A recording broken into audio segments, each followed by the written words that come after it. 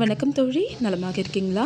நம்ம சேனலில் கர்ப்பம் தொடர்பான நிறைய பதிவுகள் பார்த்துட்டு வரோம் இல்லையா? அந்த வகையில் இன்றைக்கி நம்ம பார்க்க போகிற பதிவு ஒரு தொழி 2 தொழிலில் நிறைய பேருக்கு இருக்கக்கூடிய சந்தேகம். அதிகமாக நான் இந்த கமெண்ட் நம்ம சேனலில் பார்த்துருக்கேன். என்னென்னா, எனக்கு ப்ரெக்னென்சி பாசிட்டிவ் ஆச்சு, ஆனால் உடனே மிஸ்கேரேஜ் ஆகிடுச்சு. நேற்று கூட ஒரு தோழி கமெண்ட் பண்ணியிருந்தாங்கன்னு நினைக்கிறேன். எனக்கு ப்ரெக்னென்சி பாசிட்டிவ்னு காமிச்சிது ப்ரெக்னென்சி ஸ்ட்ரிப்பில் வீட்டில் செக் பண்ணும்போது. ஆனால் அடுத்த நாளே பீரியட் வந்துருச்சு. இது என்ன காரணம்னு கேட்டிருந்தாங்க. ஸோ இது எதனால் நடக்குது, இது எப்படி சரி செய்யலாம்? கரு தங்குது, ஆனால் கருப்பை தாங்கி பிடிக்கிற அளவுக்கு முடியல. கரு பிடிச்சாலும் கருப்பை வெளியே தள்ளி விட்டுருது. ஸோ இந்த மாதிரி காரணங்களால் எனக்கு ப்ரெக்னென்சி தள்ளி போகுதுன்னு சொல்லக்கூடியவங்க என்ன பண்ணலாம், இதுக்கு என்ன காரணங்கிறத தெளிவாக நம்ம பார்க்கலாம். வீடியோ பார்க்குறதுக்கு முன்னாடி இன்னும் நம்ம சேனலை சப்ஸ்கிரைப் பண்ணாத தோழிகள் சப்ஸ்கிரைப் பண்ணிக்கோங்க. இது மாதிரியான ப்ரெக்னென்சி ரிலேட்டடான நிறைய வீடியோஸ் உங்களுக்கு வந்துக்கிட்டே இருக்கும். இப்போ நம்ம வீடியோ பார்த்துடலாம். ஸோ ஃபஸ்ட்டு இந்த மாதிரி நடக்கிறதுக்கு என்னென்ன காரணங்கள் இருக்குது அப்படிங்கிறத பார்த்துடலாம். ஃபஸ்ட்டு ரீசன் ஜெனட்டிக்காக இருக்கலாம். அதாவது உங்களுடைய குடும்பத்தில் உங்களுடைய பெரியம்மாக்கோ, சித்திக்கோ, அல்லது உங்களுடைய அம்மாக்கோ, அல்லது உங்களுடைய சிஸ்டருக்கோ இந்த மாதிரி ப்ராப்ளங்கள் இருந்துச்சுன்னா உங்களுக்கு ஜெனட்டிக்காக இந்த ப்ராப்ளம் வர்றதுக்கு வாய்ப்புகள் இருக்குது. ரெண்டாவது காரணம் உங்களுடைய கருப்பையுடைய வடிவம் மாறி இருக்குது. இப்போ நார்மலாக இருக்கக்கூடிய வடிவத்தில் இல்லாமல் சிலருக்கு கருப்பை ரெண்டாக பிரிஞ்சிருக்கும், பின்னோக்கி இருக்குது, கருப்பை ரிவர்ஸ் யூட்ரஸாக இருக்குது அப்படின்னு சொல்லியிருப்பாங்க. அதே போல் யூட்ரஸ் மடிஞ்சு இருக்குது, தலை குனிஞ்சு இருக்குது அப்படின்னு சொல்லியிருந்திருப்பாங்க. ஸோ இந்த மாதிரி காரணங்களாலையும் நமக்கு இந்த ஃப்ரீக்வெண்ட்டாக அபார்ஷன் நடக்கிறதுக்கு நிறைய வாய்ப்புகள் இருக்குது. நெக்ஸ்ட்டு ரொம்பவே காமனாக நிறைய பேருக்கு இருக்கக்கூடிய பிரச்சனை என்னென்னு பார்த்தீங்கன்னா, ஹார்மோனல் இம்பேலன்சிங் தான். நிறைய சமயத்தில் நமக்கு டெஸ்டோஸ்டரான் அதிகமாக இருக்கிறதுனாலையோ, அல்லது ப்ரொஜெஸ்ட்ரான் அளவுக்கு அதிகமாக சுரக்கிறதுனாலையோ, இல்லை நமக்கு தேவைப்படாத, அதாவது பெண்களுடைய உடலுக்கு தேவைப்படாத ஹார்மோன்ஸ், மேல ஹார்மோன்ஸ் அதிகமாக செக்ரெட் ஆகிறதுனாலையும் இந்த பிரச்சனைகள் வரலாம். அடுத்த ரீசன் ஒருவேளை இயற்கையாகவே உங்களுடைய கருப்பை வீக்காக இருக்குது, போதுமான அளவுக்கு ஊட்டச்சத்துக்கள் உங்கள் உடலில் இல்லை அப்படின்னும் பொழுது நிச்சயமாக இந்த பிரச்சனை நமக்கு வரும். யூட்ரஸ் வீக்காக இருக்கிறதுனால எதுக்காக கரு கலையுதுன்னு பார்த்தீங்கன்னா, யூட்ரஸ் வீக்காக இருக்கும்பொழுது கருப்பை வாய் சரியாக மூட முடியாது. அப்போ அங்கே சுரக்கக்கூடிய அந்த சர்விக்கல் மியூக்கஸ் ஸ்டாப் ஆயிரும். ஸோ கருப்பை சுற்றி இருக்கக்கூடிய மசில்ஸாக இருக்கட்டும், கருப்பை மசில்ஸாக இருக்கட்டும், ரொம்ப வீக்காக இருக்கிறதுனால திடீர்னு உருவாகக்கூடிய ஒரு கருவை தாங்க முடியாமல் போகிறதுனால அந்த கரு தானாகவே அழிஞ்சு வெளியே வந்துடும். அதே போல் நிறைய பேருக்கு இந்த பிரச்சனையும் டாக்டர் சொல்லியிருப்பாங்க. குட்டி குட்டி பாலிப்ஸ் இருக்குது, சின்ன சின்னதாக எண்டோமெட்ரியல் லைனிங்கில் குட்டி குட்டியாக பாலிப்ஸ் இருக்குது, வேர்க்கிற மாதிரி அங்கங்கே சின்ன சின்னதாக இருக்குது அப்படின்னு சொல்லியிருந்திருப்பாங்க.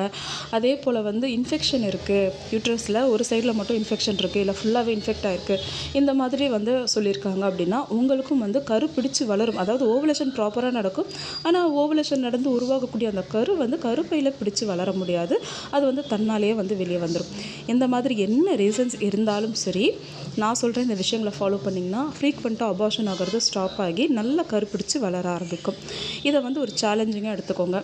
நீங்கள் நிறைய ஃப்ரூட்ஸ் எடுத்துக்கணும். முக்கியமான விஷயம் இதுதான். உங்கள் உணவில் 60% வரைக்கும் ஃப்ரூட்ஸ் தான் இருக்கணும். அது எந்த ஃப்ரூட்ஸ் வேணாலும் இருக்கலாம். பர்டிகுலராக சொல்லணும்னா செவ்வாழை, மாதுளை, எப்போவும் சொல்கிற மாதிரி கொய்யா, கிவி, பெரி மாதிரியான உணவுகளை ஃப்ரூட்ஸ் எடுத்துக்கலாம்.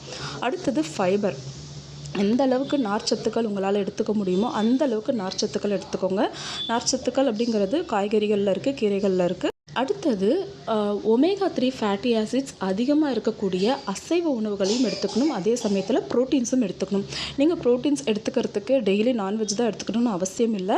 நீங்கள் பயிறு வகைகளை ரெகுலராக ஒரு சுண்டல் மாதிரி பண்ணி எடுத்துக்கிட்டு வரலாம். முக்கியமாக கருப்பு கண் காராமணி அப்படின்னு சொல்லுவாங்க, அதுக்கப்புறம் கொண்டை கடலை, பச்சை பயிறு, இதெல்லாமே பார்த்திங்கன்னா ப்ரெக்னென்சியை பூஸ்டப் பண்ணி கொடுக்கக்கூடிய தானியங்கள் தான். ஸோ இதெல்லாம் நீங்கள் ஒரு சுண்டல் மாதிரி தினமும் ஒரு கைப்பிடி எடுத்துக்கிட்டு வரலாம்.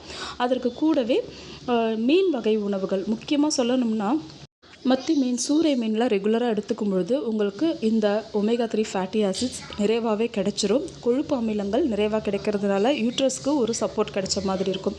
ஸோ உங்களுடைய உணவில் இதெல்லாம் இருக்கிற மாதிரி பார்த்துக்கோங்க. கருப்பை பலப்படுத்தணும் அப்படின்னா கருப்பு உளுந்து களி, இதுக்காக நான் தனியாக கூட ஒரு பதிவு கொடுத்துருந்தேன்.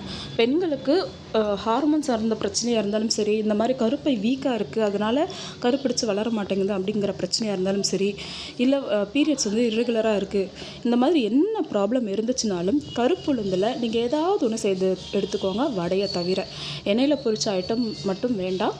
நீங்கள் கருப்புளுந்து களியாகவோ இல்லை கருப்புளுந்து கஞ்சியோ நீங்கள் ரெகுலராக எடுத்துக்கோங்க. இது உங்களுடைய ப்ரெக்னென்சியை பூஸ்டப் பண்ணும், ஹார்மோன் இம்பேலன்ஸ் சைஸிங்கை சரி பண்ணும், கருப்பையும் வந்து வளப்படுத்தும். இந்த மாதிரி ஃப்ரீக்வெண்ட்டாக அபார்ஷன் ஆகிறத ஸ்டாப் பண்ணுறதுக்கு இது ஒரு அருமருந்துனே சொல்லலாம். அதனால தான் அந்த காலத்தில் பூப்பெய்திய எல்லா பெண்களுக்குமே வந்து கருப்புளுந்தில் செய்த களியில் கொஞ்சமாக நல்லெண்ணெய் விட்டு வந்து தருவாங்க. இது அந்தளவுக்கு யூட்ரஸ்க்கு ரொம்பவே சப்போர்ட்டிவாக இருக்கக்கூடிய ஒரு விஷயம்.